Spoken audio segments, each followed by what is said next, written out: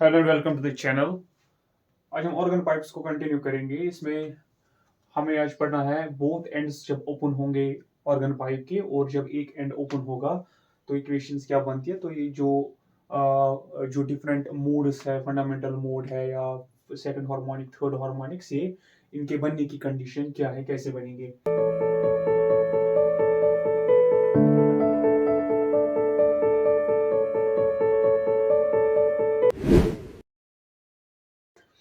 तो सबसे पहले शुरू करते हैं हम, जब बोथ एंड्स ओपन होंगे तो एक पाइप है जिसमें एयर है, और इस एयर को हम वाइब्रेट कराते हैं और उस वाइब्रेशन से साउंड प्रोड्यूस होती है, और इसको हम बोलते हैं ऑर्गन पाइप। अब जब पाइप दोनों साइड से ओपन हो तो क्या होगा, तो जो ओपन एंड होता है वहां पर एक एंटी नोड बनता है, यानी कि वहां पर साउंड वेव की एक एम्पलीट्यूड बनता है वहां पे, और दूसरा से एंड जो ओपन होगा वहां पर भी एम्पलीट्यूड बनेगा, जो साउंड वेव है उसका एम्पलीट्यूड बनेगा। और बीच में तो एक जब हम एक बार हम सपोज इसको ब्लो करेंगे, तो एक बार जब हम पहली बार साउंड सुनेंगे, जब हम पाइप में ब्लो करेंगे, जो पहली बार हम साउंड सुनेंगे, तो बीच में एक नोड बनेगा। नोड मीन जहां पर एम्पलीट्यूड जीरो होगा, तो एक ऐसा साउंड बनेगा जहां पे दो एंड्स पर तो एम्पलीट्यूड होगा, और लेकिन बीच में सेंटर पे एक एम्पलीट्यूड जीरो होगा, इनकी एक नोड होगा। तो वो जब हम साउंड को सुनेंगे, वहां से जो साउंड प्रोड्यूस होगा उसको जब हम सुनेंगे तो वो एक तरह का होगा, और वहां से जो स्टैंडिंग वेव पैटर्न बनेगा उस स्टैंडिंग वेव पैटर्न को हम बोलते हैं फंडामेंटल मोड, या उसको हम बोलते हैं फर्स्ट हार्मोनिक। इसी तरह अगर हम अब ज्यादा तेजी से ब्लो करेंगे तो दूसरे किस्म का साउंड भी वहां पर प्रोड्यूस होगा, जो पहले से थोड़ा डिफरेंट होगा। जब हम ज्यादा तेजी से ब्लो करेंगे तो जो पहले वाले साउंड से वो डिफरेंट होगा। क्यों? क्योंकि वहां पर अब दूसरी कंडीशन मेट होगी, और वहां पर दो एंड्स पर तो हमेशा, ओपन एंड्स पर हमेशा जो है एंटी नोड बनता है, मीन एम्पलीट्यूड बनता है। लेकिन बीच में अब दो नोड्स बनेंगे, यानी कि दो पॉइंट्स ऐसे होंगे जहां पर एम्पलीट्यूड जीरो होगा। तो वो जो जब हम साउंड वहां से सुनेंगे वो पहले से डिफरेंट होगा। अब उसको हम बोलते हैं, जो दूसरी बार है उसको हम बोलते हैं सेकंड हार्मोनिक। इसी तरह अगर हम और तेजी से, ज्यादा तेजी से ब्लो करेंगे तो तीसरी किस्म का भी हम साउंड सुन सकते हैं। क्यों? क्योंकि वहां पर जो है बीच में तीन नोड्स बनेंगे, तो वो थोड़ा डिफरेंट होगा। अब क्या कंडीशन है कि पाइप कितनी होनी चाहिए, पाइप की लेंथ क्या होनी चाहिए, ताकि हम उसमें फर्स्ट हार्मोनिक वाला sound, second harmonic, third harmonic वाले साउंड जो है प्रोड्यूस कर सके। तो कंडीशन क्या है? कंडीशन है lambda is equal to 2L divided by n। ये कंडीशन है। तो डिराइव पे मैं नहीं जाना चाहता अभी, तो फिलहाल ये डायरेक्टली याद रखा कि lambda 2L divided by n है, वेर n को हम बोलते हैं हार्मोनिक नंबर।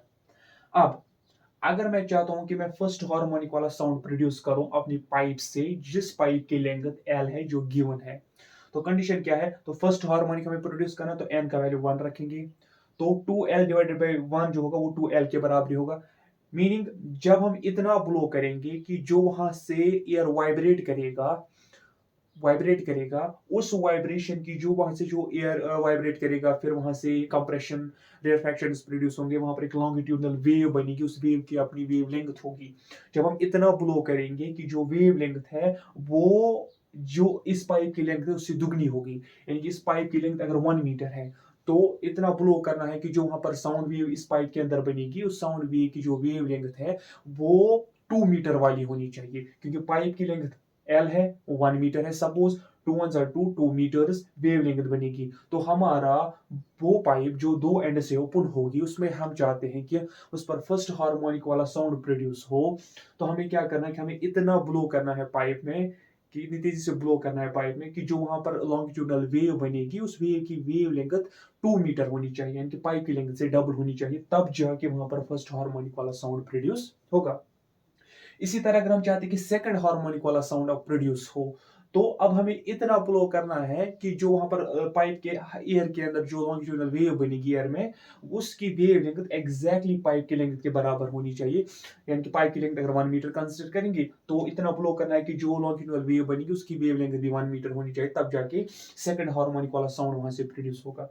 इसी तरह थर्ड हार्मोनिक अगर हमें प्रोड्यूस करना है, तो वेव लेंथ जो है 2/3 ऑफ द पाइप लेंथ होनी चाहिए। अगर पाइप लेंथ फिर से 1 मीटर लेंगे, तो 2/3 ऑफ 1 मीटर यानी कि 2/3 मीटर्स की वेवलेंथ जो है वेवलेंथ होनी चाहिए इसके अंदर जो एयर कॉलम है उसकी। तो कंडीशन ये है 2L divided by n where n is 1 2 3 depending अपन हम कौन सा हार्मोनिक वाला साउंड प्रोड्यूस करना चाहते हैं अकॉर्डिंगली हमें ये कंडीशन मीट करनी है तब जाके जो है वो first harmonic second harmonic third harmonic first harmonic को छोड़कर जो बाकी है इनको हम ओवरटोन्स बोलते हैं ओवरटोन्स भी इनको हम बोलते हैं और फर्स्ट हार्मोनिक को हम फंडामेंटल मोड बोलते हैं फंडामेंटल मोड दूसरा नाम है। इसी तरह ये तो हो गई कंडीशन जब बोथ एंड्स ओपन होंगे जिस तरह स्ट्रिंग में भी होता है ये केस जब बोथ एंड्स क्या होंगे वहां पर जब वहां पर भी होता है बोथ एंड्स जब फिक्स्ड होंगे या कोई एक एंड जो है फ्रीली मूव करेगा। अब दूसरी कंडीशन है जब एक ही एंड ओपन होगा ये डेड एंड है ये ओपन है पाइप का तो यहाँ पर भी हम जो है इसको यहाँ पर साउंड वेव्स प्रोड्यूस कर पाते हैं यहाँ पे इस तरह की ऑर्गन पाइप में। तो यहाँ पर फर्स्ट हार्मोनिक कब बनता है लेकिन एक डिफरेंस है दोनों में वन एंड ओपन और बोथ एंड ओपन जो होते हैं बोथ एंड्स ओपन इसमें एक बड़ी डिफरेंस ये है कि यहाँ पर हमेशा डेड एंड पर नोड बनेगा हमेशा और ओपन एंड पर तो हमेशा एंटी नोड बनता है इनकी एम्पलीट्यूड होता है।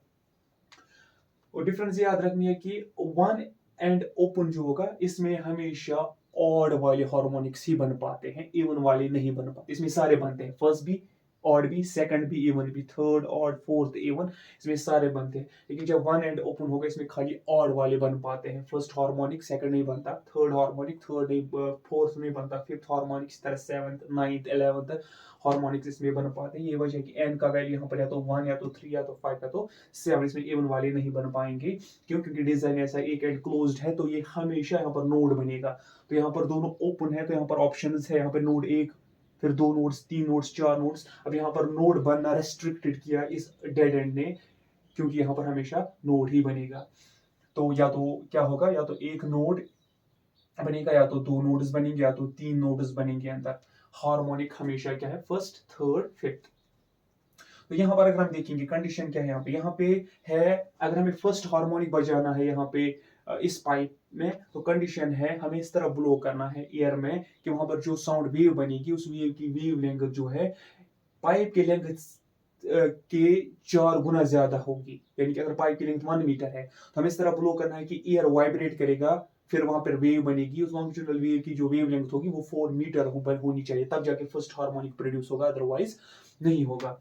इसी तरह अगर हम थर्ड हार्मोनिक चाहते हैं तो 4 अगर हम 1 मीटर लेंथ लेंगे इस पाइप की तो 4 1/3 को 4/3 मीटर जो है वेव लेंथ बननी चाहिए अंदर एयर कॉलम में तब जाके थर्ड हार्मोनिक प्रोड्यूस होगा। इसी तरह कंडीशन ये है। तो जनरल इक्वेशन मतलब lambda is equal 4L divided by n where n यहाँ पर तो इंटीजर है 1 2 3 4 लेकिन यहाँ पर खाली ऑड वैल्यूज हैं n के लेने हमें और n को हम बोलते हैं हार्मोनिक नंबर यहाँ पर भी और यहाँ पर भी। तो n1 4L/3 sorry 4L/1 4L n3 4L/3 n5 4L/5 and so on।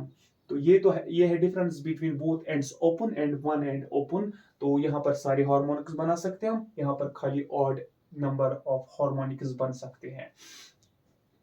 अब एक चीज है कि हम दोनों इक्वेशन से एक चीज देख सकते हैं अगर हम फ्रीक्वेंसी देखेंगे हमें पता है कि लैम्डा इंटू फ्रीक्वेंसी जो होगी वो हम पर स्पीड के बराबर होगी जो भी इस वेव साउंड वेव की स्पीड होगी एयर में तो वो तो ऑब्वियसली मानो सिमिलर कंडीशन में तो कांस्टेंट है कि स्पीड क्योंकि speed of sound in air वो कांस्टेंट रहेगी। तो हम देखेंगे कि जो f है वो होगा स्पीड डिवाइडेड बाय लैम्डा। तो हम इसको हम फ्रीक्वेंसी में इस तरह लिख सकते हैं कि लैम्डा की जगह मैं लिख सकता हूँ v/f। तो मैं लैम्डा की जगह लिख सकता हूँ v डिवाइडेड बाय फ्रीक्वेंसी। तो फ्रीक्वेंसी निकल के आएगी vn/4l।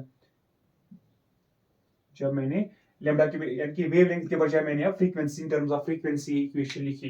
तो हम यहाँ पर इससे देख सकते हैं कि जो फ्रीक्वेंसी और लेंथ ऑफ द इंस्ट्रूमेंट है पाइप यहाँ पे ये इनवर्सली रिलेटेड है। इसका मतलब क्या है इसका मतलब है लेंथ का रिश्ता है फ्रीक्वेंसी के साथ। मैं बजाऊंगा वहां से साउंड प्रोड्यूस होगी किसी फ्रीक्वेंसी का वो फ्रीक्वेंसी साउंड की वो डिपेंड करती है इंस्ट्रूमेंट के साइज पे इनवर्सली रिलेटेड है विच मीन्स जितना इंस्ट्रूमेंट बड़ा होगा उतना वो जो साउंड प्रोड्यूस करेगा वो कम फ्रीक्वेंसी वाला होगा, मीन्स कम पिच वाला होगा। और जितना इंस्ट्रूमेंट छोटा होगा वो इतना हायर फ्रीक्वेंसी वाला साउंड प्रोड्यूस करेगा, और यानी कि उस साउंड का पिच जो है वो हाई होगा। तो छोटा वायलिन है और एक बड़ा वायलिन है, दोनों को जब हम सेम नोट पर बजाएंगे तो ऑब्वियसली जो छोटा वाला होगा वो हायर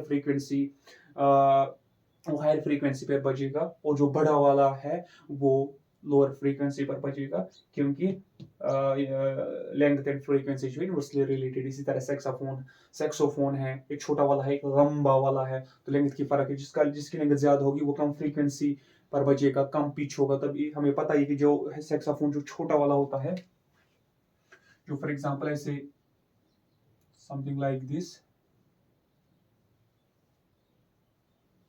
छोटा वाला होगा, दूसरा जो बड़ा वाला होगा, तो जब हम छोटे वाले को बजाएंगे तो वहां से जो साउंड निकलेगा वो हाई पिच वाला होगा, मीन उसमें उसमें क्या बोलेंगे उसको, उसमें वो चीख ज्यादा होगी। मतलब हाई पिच लो पिच का मसला ऐसे है कि फॉर एग्जांपल एक छोटा सा बच्चा है, वो या एक फॉर एग्जांपल एक गर्ल है, जब वो आवाज करेगी ऊंची आवाज में, जब वो साउंड लगाएगी तो उसमें वो चीख ज्यादा होती है। लेकिन जब उसी एज का एक बॉय जब आवाज लगाए तो वो भारी होती है, ऐसे वो पतली नहीं होती है। तो जितनी आवाज जितनी ज्यादा पतली होगी उसका पिच उतना ज्यादा है, जिसकी आवाज जितनी भारी है उसका पिच उतना कम है। तो जो इंस्ट्रूमेंट जितना छोटा होगा वो पतली लड़की जैसी आवाज साउंड प्रोड्यूस करेगा, पतली आवाज जैसी, क्योंकि उसका पिच हाई होगा, हाई पिच मतलब हाई फ्रीक्वेंसी, क्योंकि लेंथ कम है। इसी तरह जो सैक्सोफोन बड़ा वाला होगा तो वो कम फ्रीक्वेंसी वाला प्रोड्यूस, क्योंकि साइज बड़ा है, लेंथ बड़ी है, तो कम फ्रीक्वेंसी वाला प्रोड्यूस करेगा। कम फ्रीक्वेंसी मीन्स कम पिच मीन्स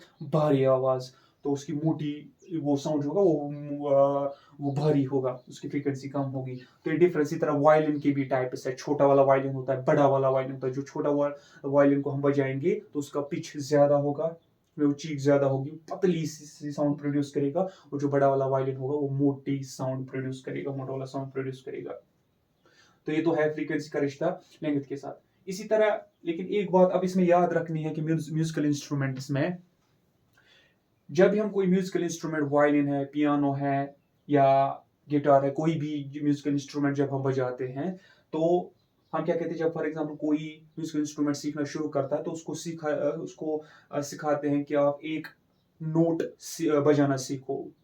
अब नोट्स क्या है, ये बेसिकली मानो जब हम उसको बोलेंगे एक इंस्ट्रूमेंट जो है एक फ्रीक्वेंसी पर बजा सको, एक फ्रीक्वेंसी पर वो बजाएगा, वहां से साउंड एक फ्रीक्वेंसी का प्रोड्यूस होगा, तो उस एक पर्टिकुलर फ्रीक्वेंसी को हम बोलते हैं नोट। तो 7 किस्म के नोट्स हैं, या 7 किस्म के नोट्स, हाँ, उनको नाम देते हैं A to G से, A B C D E F और G, फिर से A स्टार्ट, 1 2 3 4 5 6 7। ये 7 टाइप्स के नोट्स होते हैं। जो म्यूजिकल इंस्ट्रूमेंट है, 7 टाइप्स ऑफ नोट्स, इनके अपनी हर एक नोट के साथ एसोसिएटेड होती है अपनी अपनी frequency, 512 hertz, 256 hertz, like that. कुछ फ्रीक्वेंसीज अपने अपने साथ होती है। तो हम किसी जो म्यूजिकल इंस्ट्रूमेंट सीख रहा है उसको बोलेंगे आप ए नोट बजा, तो वो ए नोट बजाएगा, मीन्स वहां से साउंड प्रोड्यूस होगा एक फ्रीक्वेंसी वाला। बी बजाएगा तो बी वाली फ्रीक्वेंसी प्रोड्यूस होगी, सी से अलग फ्रीक्वेंसी प्रोड्यूस होगी, तो वो आपको वो साउंड जो है ना अलग किस्म का सुनाई देगा। इसी तरह D E F G। लेकिन जब हम खाली उसको बोलेंगे ए बजाओ, हम सुनेंगे, लिए वो म्यूजिकल नहीं होगा। वो एक ही फ्रीक्वेंसी है, साउंड प्रोड्यूस होगा एक फ्रीक्वेंसी का, और एक ही फ्रीक्वेंसी वाला जो साउंड होता है वो म्यूजिकल नहीं होता, वो जो साउंड होगा म्यूजिकल नहीं होगा। तो जब हम म्यूजिक सुनते हैं किसी भी म्यूजिकल इंस्ट्रूमेंट से, वो बेसिकली कॉम्बिनेशन होता है डिफरेंट नोट्स का। अब एक बात ये याद रखनी जो मैं समझाना चाहता हूँ, जब भी कोई म्यूजिकल इंस्ट्रूमेंट हम बजाएंगे तो कभी भी एक ही फ्रीक्वेंसी नहीं बजेगी, हमेशा एक से ज्यादा फ्रीक्वेंसीज बजती है। यानी कि फंडामेंटल मोड भी बजेगा और उसके साथ सेकंड हार्मोनिक भी, थर्ड हार्मोनिक भी, डिपेंडिंग अपॉन जो है किस तरह का इंस्ट्रूमेंट, साइज वगैरह डिफरेंट हम कैसे बजाएंगे। तो हमेशा एक ही फ्रीक्वेंसी नहीं बजती है, हमेशा एक से ज्यादा फ्रीक्वेंसीज बजती हैं। जब एक से ज्यादा फ्रीक्वेंसीज बजेंगी तो क्या होगा, तो होगा ये कि फर्स्ट हार्मोनिक बजेगा तो एक फ्रीक्वेंसी की वेव बनेगी, साउंड वेव, दूसरा भी उसके साथ ही बजेगा हमेशा, क्योंकि एक हमेशा नहीं, यूजुअली हमेशा एक से ज्यादा बजते हैं, तो दूसरी साउंड वेव भी जो है वहां पे प्रोड्यूस होगी। अब हम कभी भी दो वेव्स को अलग अलग नहीं सुनेंगे जब एक साथ प्रोड्यूस होते हैं। ये दोनों मिक्स हो जाएंगे, इसको हम बोलते हैं सुपर इम्पोज हो जाएंगे, और सुपर इम्पोजिशन से दोनों से फिर एक ही वेव बनेगी। या तीन अगर बजेंगे तो तीन नोट्स अगर एक साथ बजेंगे तो तीन से तीन वेव्स बनेंगी, वो सुपर इम्पोज होगी यानी कि कंबाइन होगी, फिर दो तीनों मिक्स होके एक ही वेव हमें सुनाई देगी, उसको हम बोलते हैं नेट वेव। तो वो जो नेट वेव होती है वो बेसिकली नोट्स की कॉम्बिनेशन होती है और वही म्यूजिकल होती है, उसी से जो है म्यूजिक बनता है। तो नोट्स और एक और टर्म है जो यूज होती है यहाँ पे, वो है नोट क्या होता है, टोन क्या होती है। फॉर एग्जाम्पल नोट, हम म्यूजिकल इंस्ट्रूमेंट को एक नोट पे बजाएंगे, इस फ्रीक्वेंसी पे बजाओ, तो मैंने एक इस फ्रीक्वेंसी पे बजाया तो मैंने सीखा ए नोट बजाना। मैंने इसकी बी की फ्रीक्वेंसी पर बजाया, मैंने सीखा बी नोट कैसे बजाते हैं, सी नोट को कैसे बजाते हैं, डी नोट को कैसे बजाते हैं, मैंने सीखा। अब दो डिफरेंट इंस्ट्रूमेंट की टोन की बात जब आती है, तो ये बेसिकली जब हम डिफरेंट इंस्ट्रूमेंट्स को कंपेयर करते हैं, डिफरेंट इंस्ट्रूमेंट के साउंड्स को। अब मेरे पास एक साइड से पियानो है, दूसरी साइड से वायलिन है, सपोज दोनों को मैंने बजाया, लेकिन दोनों पर मैंने ए नोट बजाया, तो पियानो वाले ने भी ए नोट बजाया यानी कि वही फ्रीक्वेंसी बजाई, और वायलिन वाले ने भी ए नोट बजाया, वही फ्रीक्वेंसी बजाई, लेकिन फिर भी हम उनको डिफरेंट सुनेंगे, हमें वो इवन दो की फ्रीक्वेंसी सेम है लेकिन हम डिफरेंट उसको सुन पाएंगे। तो ये फर्क क्यों, फर्क है इंटेंसिटी में, क्योंकि इंस्ट्रूमेंट्स डिफरेंट है, तो इंस्ट्रूमेंट्स अगर डिफरेंट है तो साइज में भी डिफरेंट होगा।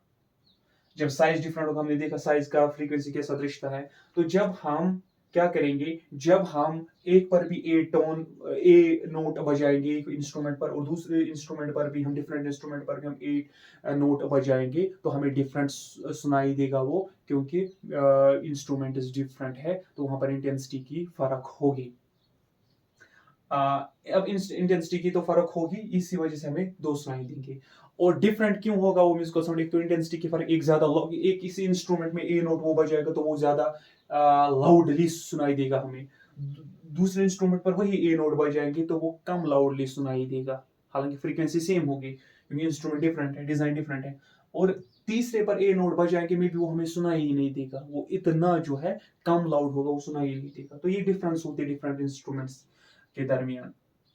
और जब भी, और एक ये इस डिफरेंस होने की वजह एक और भी है कि हमने सपोज एक इंस्ट्रूमेंट पर हमने ए नोट बजाया, मैंने अभी बोला कि एक ही नोट कभी नहीं बजता, जब हम एक नोट बजाए तो कॉम्बिनेशन दूसरा भी तीसरा भी, तो एक से ज्यादा हमेशा बजते हैं, फिर एक से ज्यादा जो वेव्स आते हैं तो इनकी नेट वेव बनती है जो हमें एज ए म्यूजिक सुनाई देती है, जो म्यूजिकल होती है। तो एक इंस्ट्रूमेंट पर हमें ए नोट बजा, उसके साथ बी भी बजा, दूसरे इंस्ट्रूमेंट पर हमने ए बजा, उसके साथ डी भी बजा, सी भी बजा, तो तीन वेव्स का मिक्सचर होगा, सुपर इम्पोज होगा। किसी पर बजाएंगे तो चार नोट्स का सुपर इम्पोज होगा, तो डिफरेंट वेव्स हमें जो है सुनाई देंगी। तो किसी की वेव सपोज कुछ ऐसे होगी, यही रिपीट होगा, अब वेव तो ऐसी होगी, ऐसे साइनोसॉइडल टाइप, लेकिन जब इसी तरह दो चार मिलेंगी, एक कम एम्पलीट्यूड वाली दूसरा ज्यादा एम्पलीट्यूड वाली, तो इनकी कॉम्बिनेशन फिर कुछ ऐसे बनती है। दूसरा इंस्ट्रूमेंट बजाएंगे तो उसका पहले इंस्ट्रूमेंट में ए बी सी साथ में बजाओ, तीनों वेव्स की कॉम्बिनेशन कुछ ऐसे बनी, ए पैटर्न। इस तरह दूसरा इंस्ट्रूमेंट पर हमने ए बजाया, वहां पर ए भी बजा, बी भी बजा, सी भी और डी भी बजा, चार चार, तो इसका कुछ मानो कुछ ऐसे आ जाएगा सपोज। फिर ये एक वेव फॉर्म है, ये दूसरी वेव फॉर्म है, इसी तरह ये रिपीट होंगे क्योंकि वेव है। अब ये ऐसे क्यों, क्योंकि तीन की कॉम्बिनेशन थी, ऐसे क्योंकि चार की कॉम्बिनेशन कुछ ऐसे है, मैंने रफली बताया। तो होता है ऐसे कि डिफरेंट वेव्स की कॉम्बिनेशन बनती है। तो यही वजह है कि इवन दो हम डिफरेंट म्यूजिकल इंस्ट्रूमेंट्स पर सेम नोट बजाते हैं, हमने ए बजाया, लेकिन एक sound, one sound is different and another sound is different. क्यों, क्योंकि एक के साथ और भी बजते हैं। अब कौन बजेगा, दूसरे एक पर दो बजे तो अलग सा होगा, एक के साथ फिर तीन और बजे तो वो अलग होगा। और एक नोट जब हम बजाते हैं म्यूजिकल नहीं होता है, म्यूजिकल होता है जब एक से ज्यादा नोट्स कॉम्बिनेशन में बनते हैं, वही म्यूजिकल होता है। Thank you.